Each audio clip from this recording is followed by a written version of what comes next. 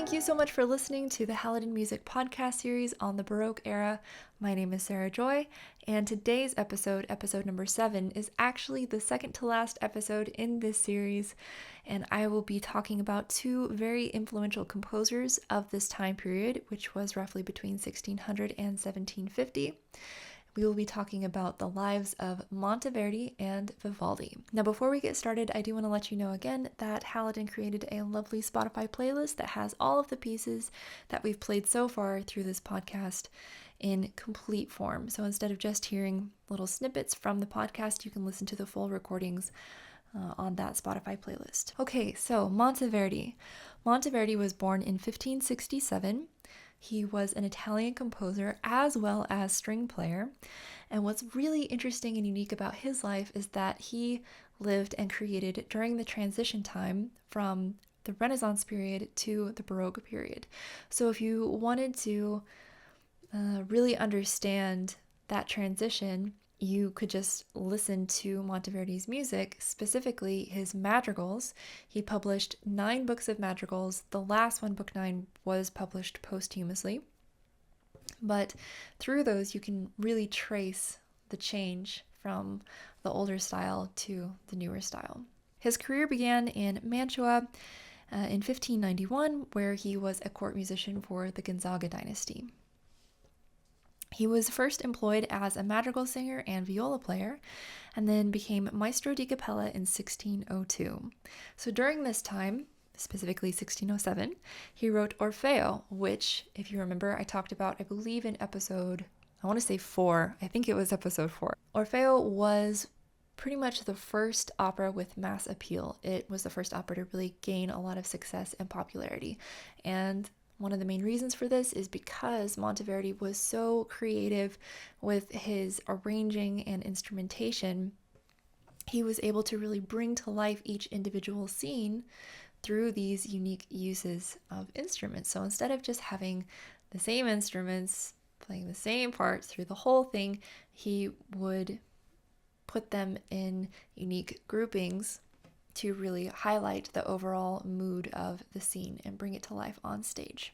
Also, during this time, he began to experience some backlash from the proponents of the older style, also known as prima pratica, the older practice of composition, which was all about very strict counterpoint. One of the main critics of Monteverdi was Giovanni Maria Artusi.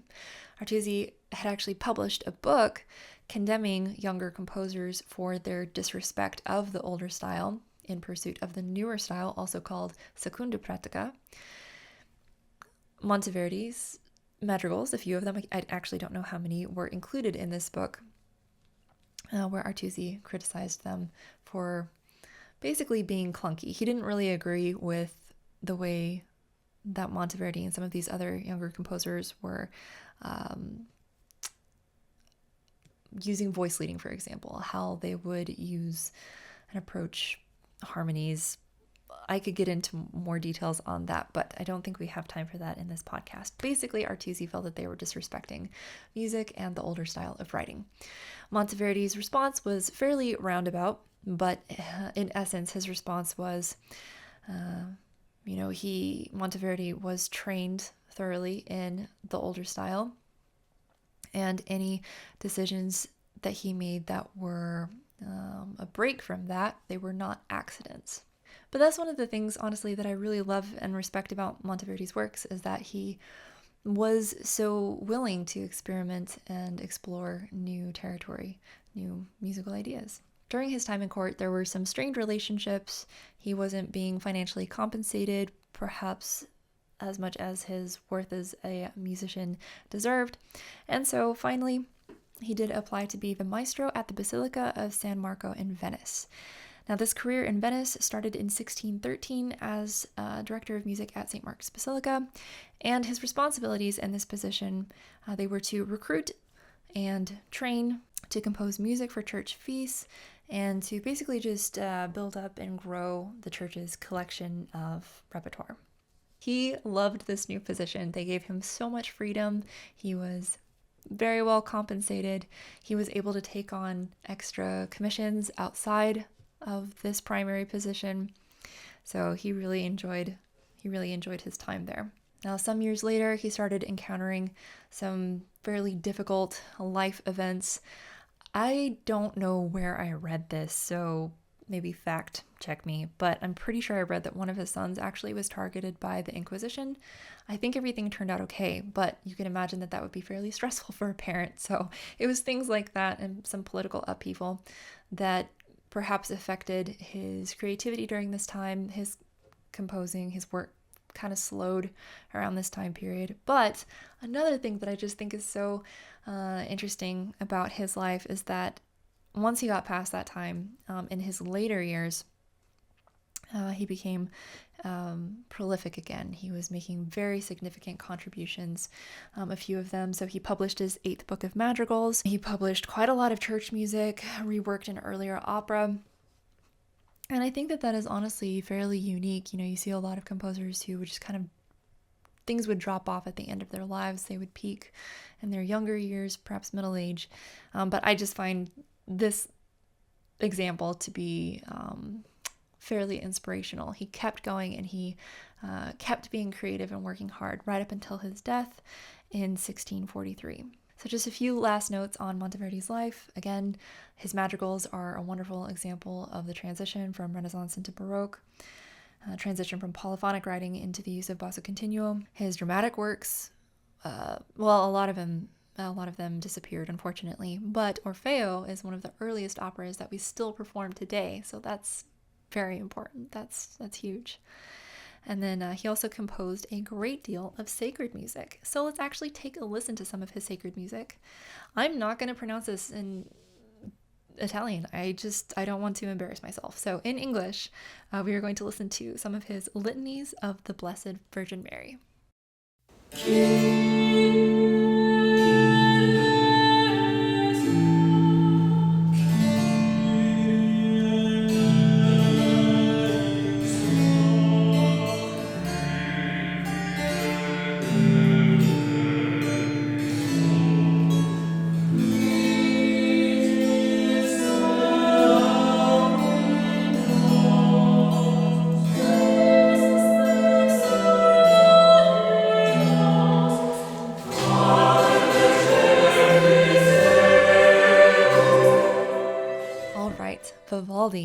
Vivaldi was born in 1678. He was an Italian composer and violinist, a contemporary of Bach and Handel, and he was known as the Red Priest.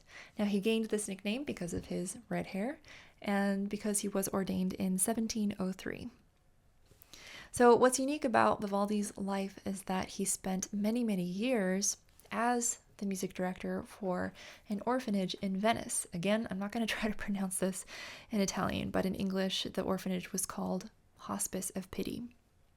Now, what's unique about this orphanage is that they had an all-female orchestra and choir, and these women or girls, they were very, very well trained. Thanks to Vivaldi, they actually gained a wonderful reputation, not only locally, but abroad.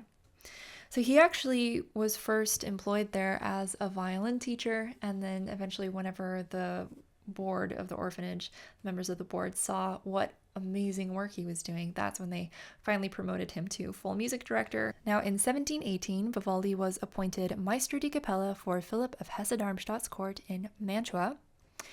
Vivaldi worked there for 3 years, and during that time, he composed the Four Seasons as well as several operas.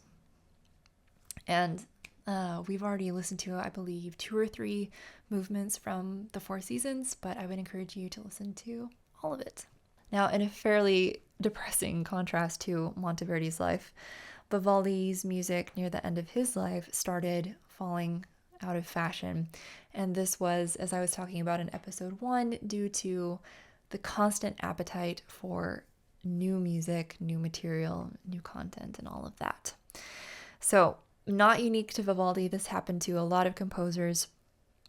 But, he was still in his later years commissioned by European royalty. He was greatly admired by Charles VI. And in hopes of strengthening this relationship with Charles and, really achieving some financial stability, Vivaldi decided to move to Vienna, But sadly, Charles passed away right after Vivaldi moved to Vienna, and then soon after that, Vivaldi himself died in 1741. Unfortunately, he died in poverty, which it's so very sad, but today we can look back on his contribution during this time period and see what a great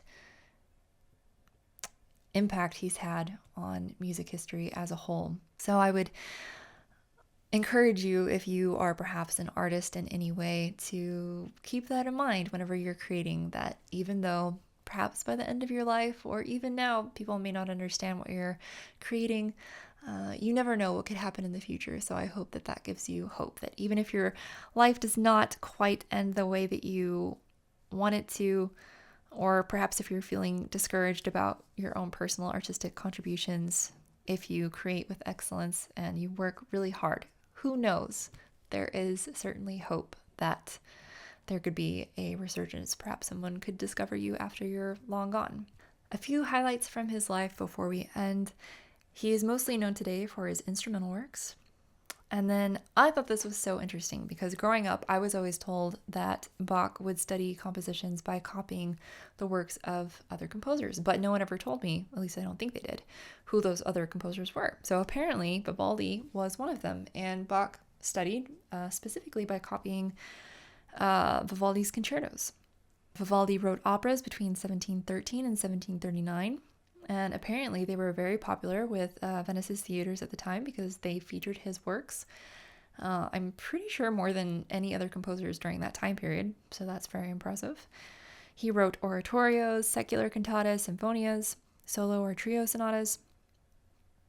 And then he wrote around 450 concertos, which people like to joke that he wrote the same concerto 450 times.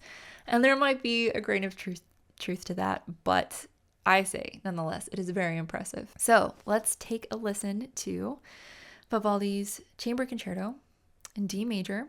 This is the third movement, Allegro, and this specific recording is arranged for guitar, even though it was originally written for the lute.